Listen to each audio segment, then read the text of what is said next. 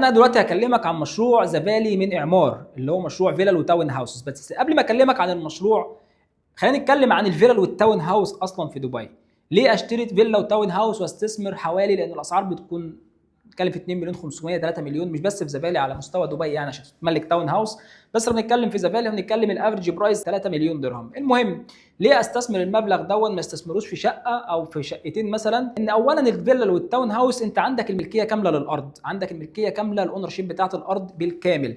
تاني حاجه، عندك رسوم الخدمه السنويه بتكون قليله جدا، 3 درهم 4 درهم 5 درهم بالكثير على القدم في الفيلل والتاون هاوس. فبالتالي المصاريف السنويه بتاعتك او الرسوم الخدمات بتبقى اقل بكتير جدا من الشقق، فده بالتالي بيزود لك الربح بتاعك. ثالث حاجه ومهمه جدا وهي الديماند والسبلاي، العرض والطلب. طلب عالي جدا في دبي على الفيلل والتاون هاوس، بالاخص من العائلات. ليه العائلات؟ لو اتكلمنا عن دبي، في ناس جت من 6 سنين ومن 10 سنين كشباب النهارده عندهم عائلات، فاصبح دلوقتي ما ينفعوش شقه ولا استوديو ولا حتى مثلا اماكن معينه. الاماكن دي مثلا تكون في الداون تاون ولا البيزنس باي ولا الجميره ولا دبي مارينا، لا دلوقتي بيدوروا على اماكن ان هم يكونوا يستقروا فيها هي واسرتهم.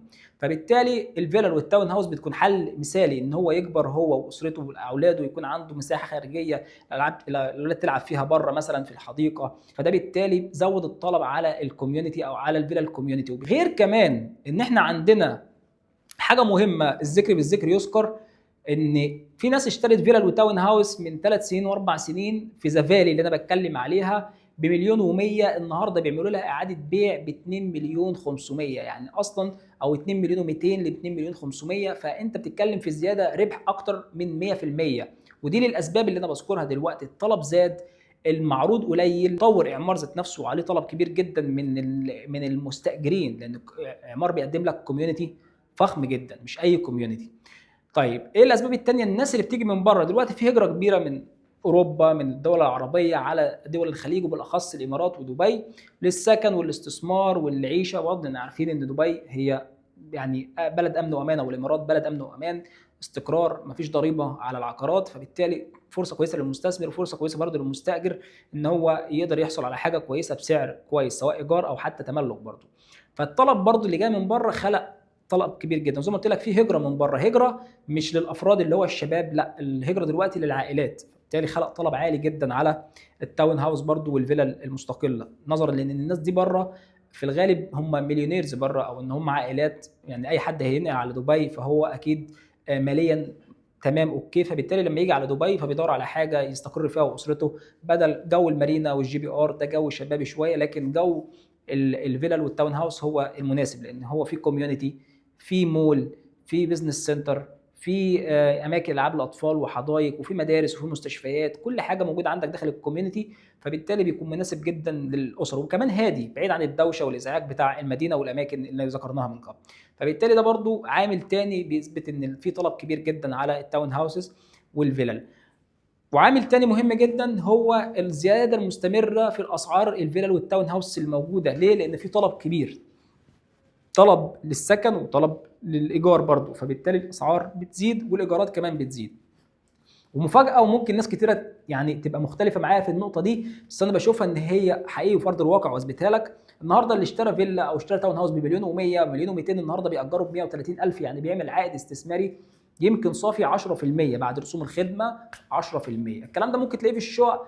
هي دي النقطه، انك انت تلاقيه في الشقق، بس لازم تشتري حاجه معينه في منطقه معينه سعرها يزيد، بس سعرها يعني صعب ان يزيد ال 100%. مش كل حاجه بتزيد 100%، في حاجات سعرها يزيد 100%، بس انت لازم تبقى عندك القابليه انك تتقبل الكلام ده. وانا بقول لك والله منطقه زي دبي مثلا، اعمار مينا راشد، او دبي ايلاند، او منطقه مثلا زي الميري تايم سيتي، فيها كابيتال ابريشيشن هيتجاوز ال 50%، ممكن يوصل 60 و70%، يعني يوصل ل 100%. دي هتبقى في حالات معينه. بس خلينا نرجع للتاون هاوس لان نعمل بعد كده فيديوهات تانية عن الشقق.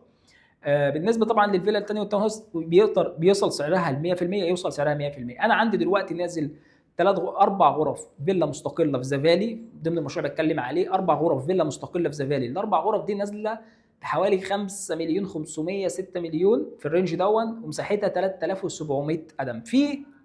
في نفس الفيلا المستقله موجوده في دبي هيلز ستيت، عامله 12 او 14 مليون، عامله 12 14 مليون. فانت قليل قوي، يعني بأضعف الإيمان الفيلا بتاعتك في زفاري يوم ما مش هتزيد هتوصل من 6 من 5، يعني هي بتبقى عفوا بدأ من 4 مليون، 4 مليون 300، 4 مليون 300 لخمس بدأ من 4 مليون 300 تقدر انك توصل معاك يعني 8 مليون.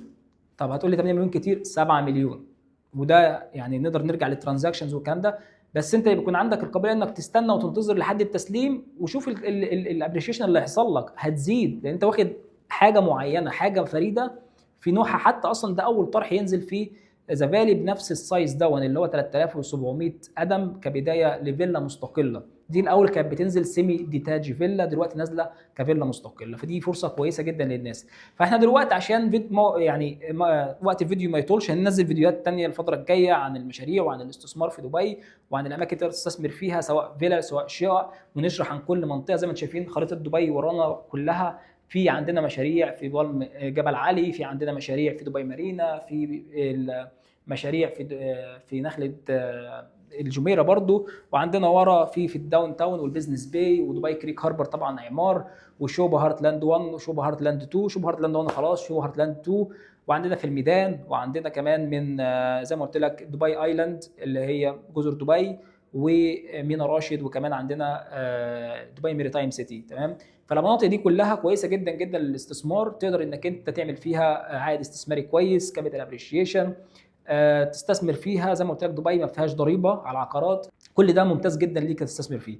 دلوقتي الفرصه ان هي زفالي من اعمار، هنزل لك على الصفحه دلوقتي شكل المشروع، وهنزل لك برضو الاسعار بالمساحات، واللي مهتم يتواصل معايا على الارقام اللي هتظهر قدامك دلوقتي. اعمار دايما مشاريعها بتتباع بسرعه، يعني عشان تلحق حاجه عند اعمار لازم تبقى جاهز بدري، تحط اهتمامك او تحط صوره الجواز وتجيب صوره الشيك لو انت داخل الامارات، او تجيب الشيك بتاعك لو انت داخل الامارات، ولو انت بره الامارات بتعمل تحويل لمبلغ اهتمام عشان خاطر نطلع لك وحده مميزه. ولما اقول لك هجيب لك وحده من اعمار، ناس كتير بتعاني عشان تجيب وحده من اعمار، بس الحمد لله بفضل الله نقدر نجيب لك افضل وحده من اعمار، وبقول لك الوحده دي تبعك ان شاء الله. كان معاك محمد مصطفى، مستشار عقاري في دبي.